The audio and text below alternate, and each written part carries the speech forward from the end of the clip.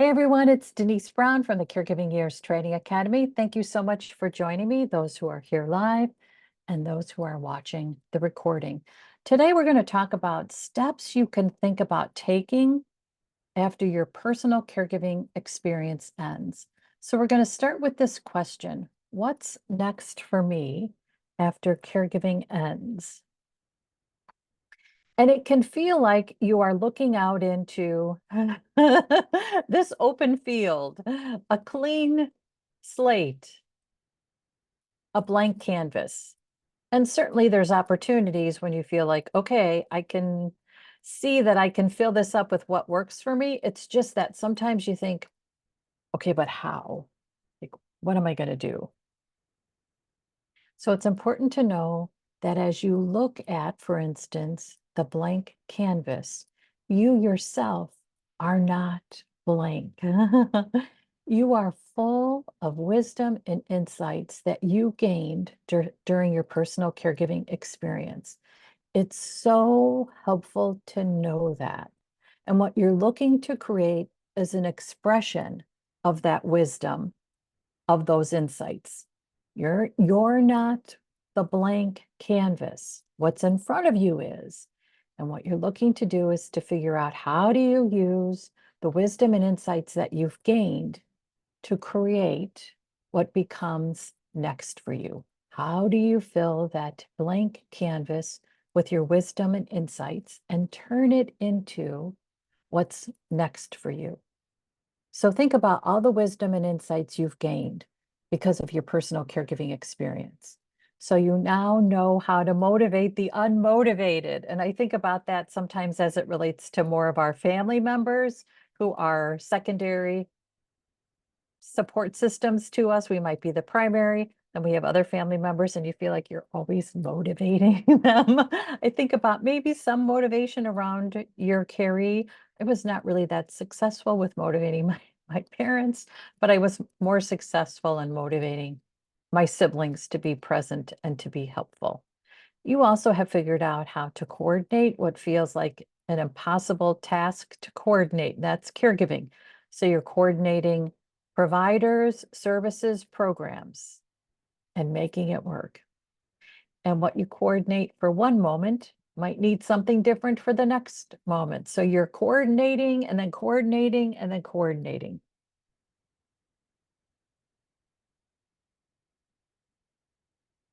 Okay, sorry, I just wanted to let one more person in. Okay. You also have the wisdom around what matters in life. And I think about that as really one of the biggest insights we gain from our caregiving experience. We understand what matters. We've also had to figure out our priorities during our caregiving experience. If you can't figure out your priorities, I think it's very difficult to figure out what to do during a caregiving experience. So you have figured out priorities. That is so helpful to know. And oftentimes your priorities are directly aligned with your values. And when you understand your values, you also understand what's a good next step for you. You can say no to what isn't in alignment with your values because you understand what your values are. All this is really helpful, and it sounds so basic, but I will tell you, it is sophisticated, and it is not a given that everybody has those insights. So that separates you right there from the crowd. I wanted to just tell you quickly about 3 former family caregivers and what they have done in their life going forward. So one of them is Deb Hallisey. She cared for her mom. Her mom died in November of 2022. She launched a business to support family caregivers as a certified caregiving consultant. In 2017, she wrote her first book in 2019 and published her second in 2023. She is currently working on a series of workshops for a area agency on aging. Interestingly enough, that's not in her community. So her outreach has actually connected her to opportunities outside her local community, and that's always good. She has opportunities locally, and she has expanded to have opportunities in other areas of the country for her speaking engagements. And her website is advocate for momanddad.com if you want to look into more about her work. I wanted to include a little story about Diane because she's interesting.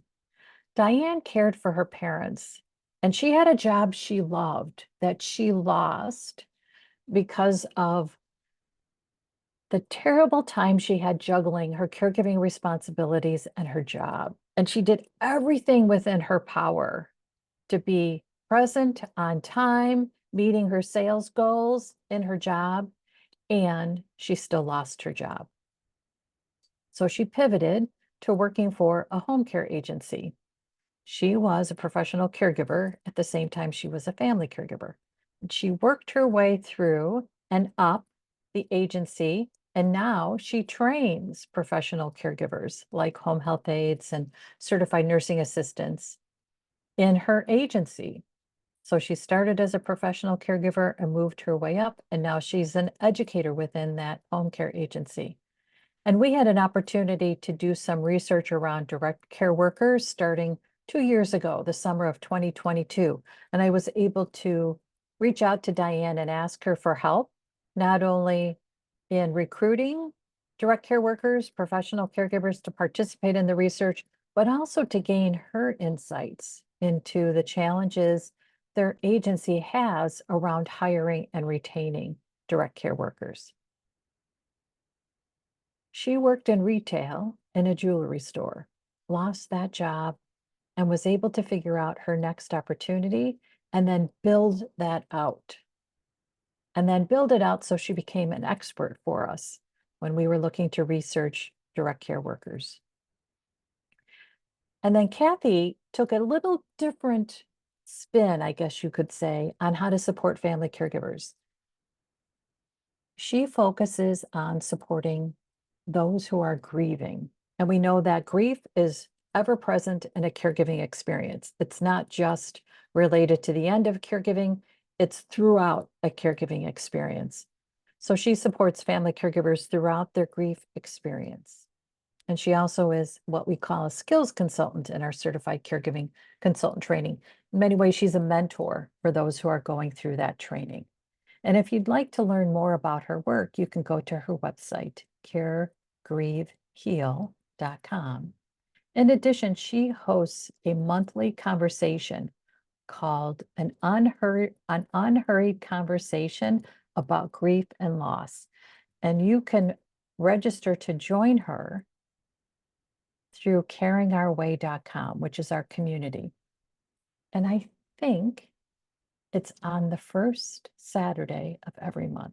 So you can look at our event calendar, look for an unhurried conversation about grief and loss, register to join.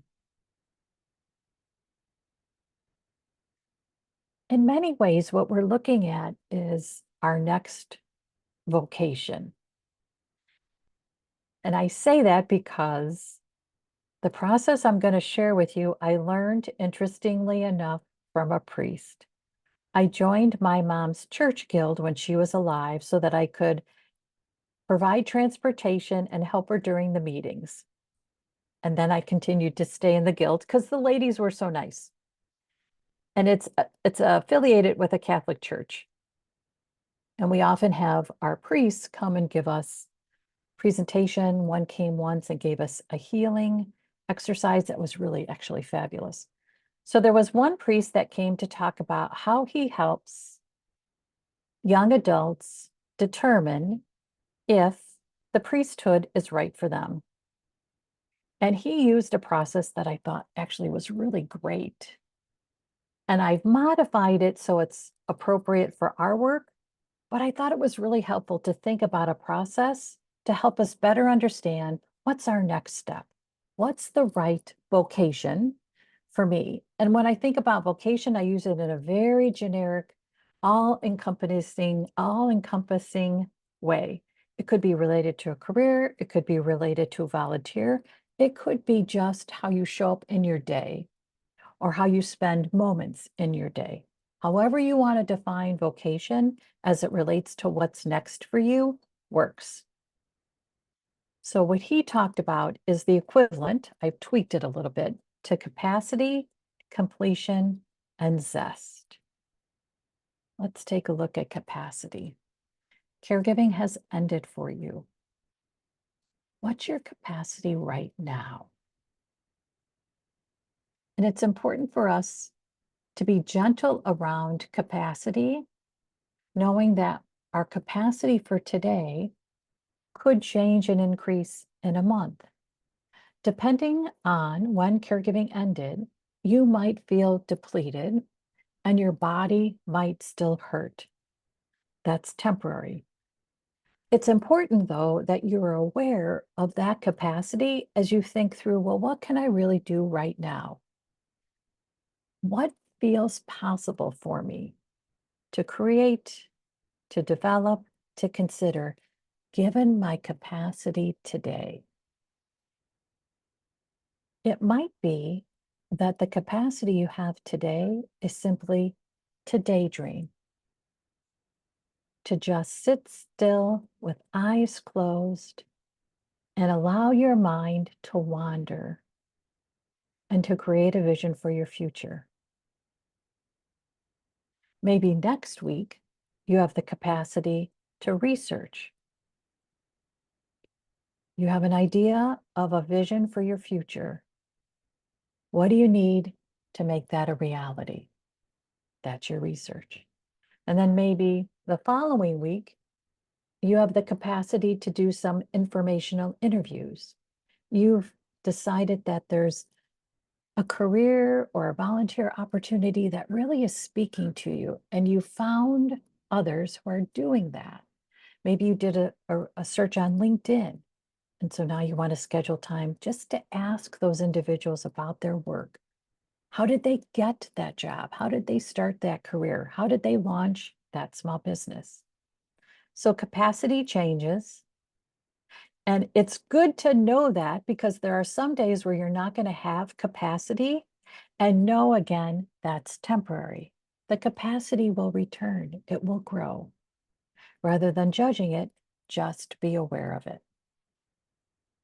And capacity includes your energy, your time, your resources, your budget. So that's capacity. Completion. A caregiving experience has ended. However, you still might have some work that you're completing. It could be physical work, cleaning out your Carrie's house. It could be emotional work, quieting the regrets. It could be relational work, figuring out which relationships you want to keep and continue. And then which relationships you decide, you know what, those are kind of like weeds in a garden. And I don't think I want weeds in my garden. What's the work that still needs to be completed? And again, it can be physical, emotional, mental, relational, spiritual, anything that you feel like, wow, I didn't realize that's on my post-caregiving to-do list. And it is, and it's important for me to complete it. You might have some items on your list that you think, I appreciate at some moment in time, I'll want to complete that. I'm not sure it's the priority to complete that now because I'm just not sure. And that could be related to relational. For instance, you think, there were some family members that I'm not sure about, but I'm not going to do anything about it because it's too soon to know. So I'm going to move through another year and decide, how do I feel about these relationships? So you're aware of something that might be need to be completed, but the time to complete it isn't now. And there might be other items where the time to complete it is now, like cleaning out the house to get it sold, settling other items within the estate. You can feel the pressure to get those things done. So those would be the priorities. So completion is important related to some items. And as you think about capacity, you might feel like the capacity I have right now must be devoted to completing certain items. And because of that, there might not be capacity beyond just sitting quietly with a vision in your head of what you want for next. And that's enough for now, because you'll complete items, which means that more capacity will flow your way, which means you'll have more capacity to do things like research, informational meetings, creating, developing, launching. And then the third piece is Zest. And Zest is actually tied to our well-being. In order for us to be well, one of the areas of our life has to include Zest. We have to feel passionate about something in our life. So what is that for you? What's the kind of work that excites you? Who do you want to work with? And the who could be around other professionals, like for instance, professionals with an expertise in a certain area, or it could be age related. If you want to work with family caregivers, for instance, maybe you decide you want to work with older family caregivers or younger family caregivers or family caregivers who are sandwiched between caring for aging relatives and raising a young family. Who is important to think about? What do you enjoy talking about?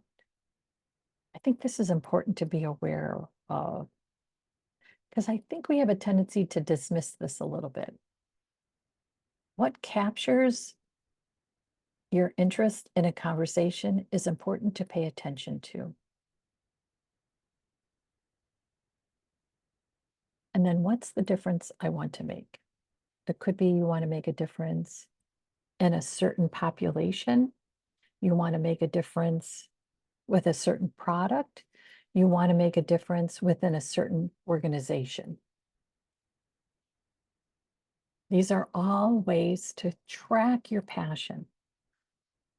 What makes you feel like I got to get up and get out because I feel so passionate about this work, this idea, this opportunity, this volunteer work. Okay, so that's Zest. If you've attended any of our other meetings, you know that we have these tools, which we call caregiving wheels.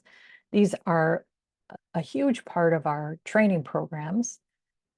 And I created the next wheel because I thought it would be helpful to actually have some words to help inspire you about what is next for you.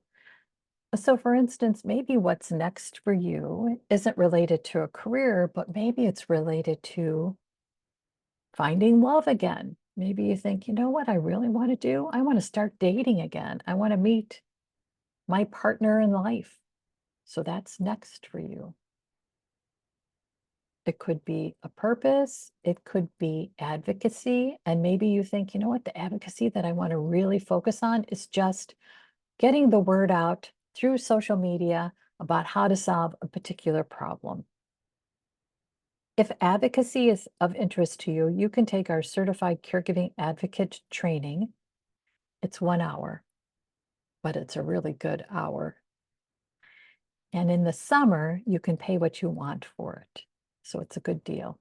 At most, the highest I've ever had it at is $29. So it's still affordable, regardless of whether or not you take it this summer. Maybe you think, you know what? I cried so much during my caregiving experience that I want to do the exact opposite. I just want to have fun. I want to be spontaneous.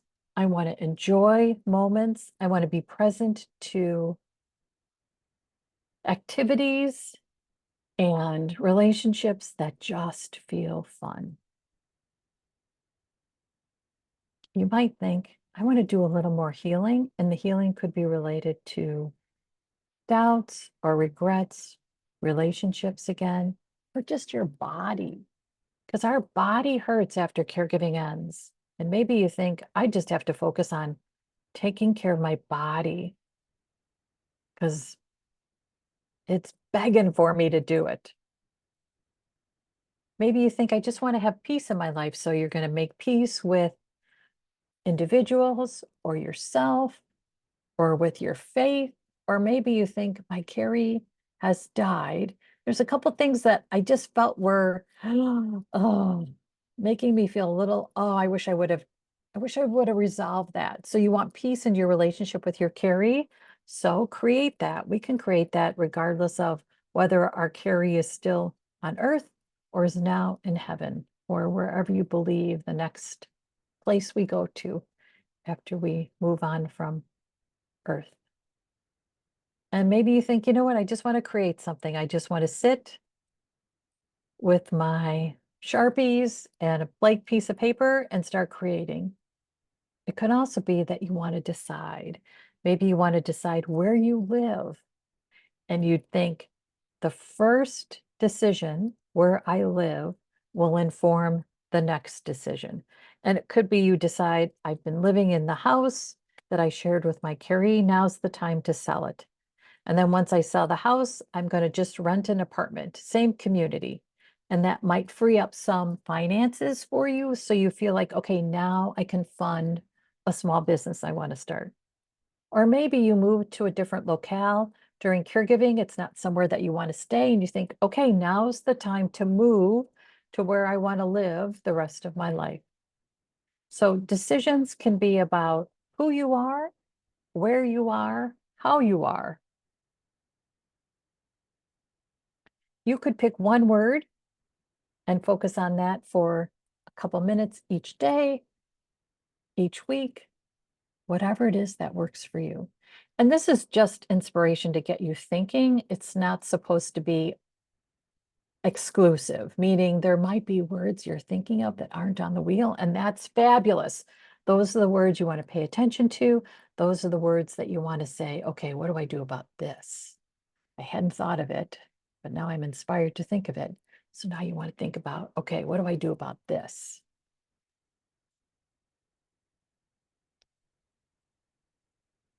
And then here's another tool that we use in our training and in our work with family caregivers. We have this process for different other experiences. For instance, we have a daily healing plan, a daily recovery plan, and they follow this process where it's 3 steps. I love anything that has 3 in it. So you could use this as a way to jot down notes about capacity, completion, and zest each day. We have a course on carrying our way that includes these tools, the wheel and the 1-page what's next for me. And I'll share that before we close today. And I'll include that in the show notes for the archive. If you wanted to, you could use this 1-page flyer every week. You don't have to do it every day, but maybe at the end of the week, you spend a little time reflecting on what was my capacity this week? What did I complete? What did I feel passionate about? It's just a way to keep track of answers to the question, what's next for me? Okay, so I hope that gave you a good start. I want to mention a couple things that we've got going on in the summer of 2024. So we have a summer school and we have actually 3 courses, but 2 are specific to after caregiving ends. And each course takes place over 5 days, and we meet for an hour each day for 5 days. The Beginning Again course, which gets more specific about what's next for you after caregiving ends, and the Flashlight Camp course. And that's to help you find your purpose in your life right now. And it's based on an experience I had in 1990 where I figured out I wanted to pivot from what I was doing into what I'm doing now. And I had an experience where it felt like God had a flashlight that he was holding onto a want ad. And I saw it, and that led me into the career change and into the work that I'm doing right now. So Flashlight Camp is based on an experience I had where I felt like God had a flashlight and was saying, look at this, Denise. So we're going to help you with your flashlight moment. And that course is 1 hour every day for 5 days. Those 2 courses are free, and you can register to join me on Caring Our Way for both or one. I will archive those courses as well. So if you can't join, you can watch the archive. And then we have a couple other free courses on Caring Our Way. One is Writing for Healing. There's prompts to help you write out so you connect to healing. And then we also have the Encyclopedia of Family Caregiving. And in that course, you can take our simple quiz to figure out where you are in the 6 stages of caregiving, and that can help you too. And then our advocate course is Pay What You Want this summer of 2024. And then we also archive What's Next for Me, so you can access the tools that I mentioned in this course today, and you can watch the archive of today's meeting. And then finally, we have our retreat in October that we host every year. And this is our 5th year. And it's a beginning retreat. We meet for 3 hours. There are 6 25-minute workshops. The presenters share insights into how they figured out how to begin again.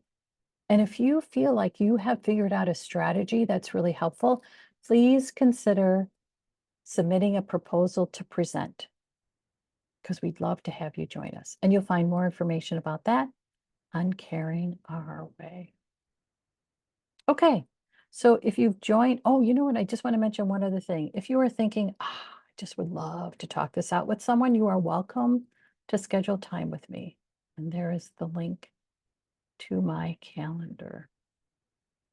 If you are joining live and you have any questions, feel free to unmute or post them in the chat room. And I'm just going to go back to capacity completion Zest. I'd love to know what you're thinking about this and what questions you might have as you consider your capacity completion and Zest.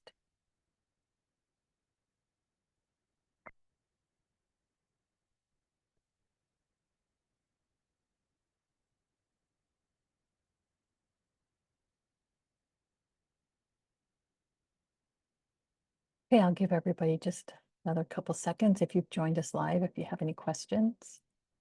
And then I'll stop the recording and I'll share a couple links for those of you who are joining live. I just want to thank you. It's good timing. I'm Oh, still good. Yeah, it's Sherry. Sorry. Hi, Sherry. How are you doing? I'm good today. My Good. car is working. Oh, My air conditioner's blowing a little bit of cold air in the Florida heat, yeah. So I'm balanced at the moment.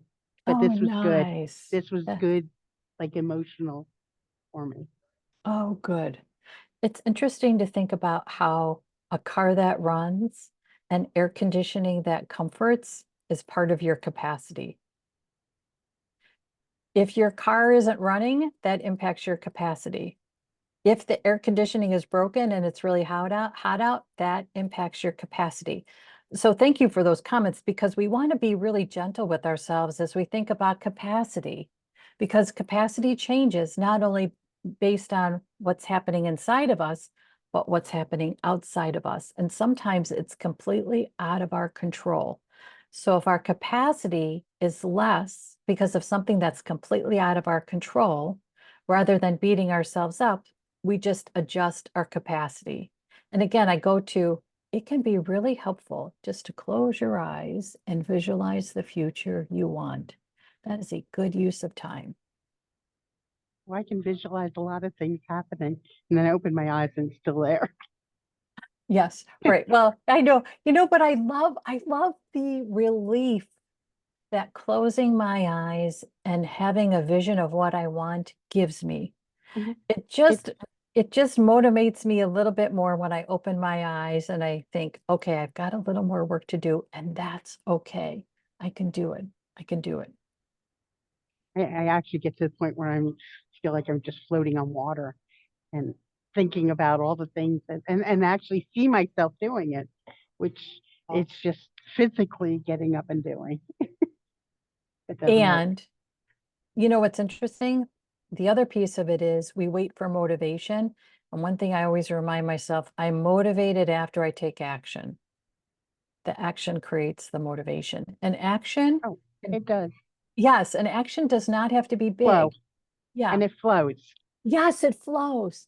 And we have a tendency too to judge the small steps we take every day, but we never get the big leap until we've had all those small steps put in place. So every little bit of energy you put forward toward creating what you want matters. I'm just kind of stuck, have been for a long time. It's hard It to just be seems every stuck. time, yeah, every time I think I have something going, something else distracts me in a different matter, whether it's other, people's illnesses and deaths, you know, uh, the car, just little things, and they become very big things. They do. And again, just be gentle with yourself about capacity. It's frustrating when we feel like, okay, I know, I see it, I want Mhm. it. And then there's things outside of our control that put up a challenge that's extremely frustrating.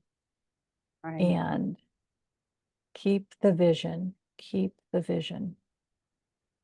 Oh, I have the vision. It's just not moving. And other people's agendas are, you know, I mean, for example, my last child has left home. It's now been almost a year, which is now 16 years after my husband passed. And then now we're getting to 3 years with my father, and I'm bouncing back and forth between my empty house, which is very full with things, and my mother's, who is getting rid of everything and anything that possibly I would want, and, you know, and the distance in between. So, I often wish that everything were I know easy. you talked very Yeah, vivid. I mean, yeah. And I find it sometimes really aggravating that it's not easy. And I have never been able to figure out why it's not easy. So I get when it's hard, how frustrating it is, how frustrating it is. And I think we can't give up on ourselves. Maybe that's the bottom line. right. Yeah. We hold the vision, we hold the belief in ourselves. But listening to you, sometimes like it's not it's not the first time I've listened to you, but listening to you these periodic times just give me just a little bit of, like, oh yeah, I do have this, and you know, so you're doing a great job. Oh, thank you, Sherry. I'm glad for that. I'm glad for that. Okay, I think I'm going to close this out for today. I will stay on for another couple minutes for anyone who's joined us live. If you're watching the archive, check the show notes for resources. I think there's And only four of us. yeah, yep. And the link to actually schedule time with me, that'll be in the show notes as well. Okay, thanks, Okay, everybody. thank you. Thank you.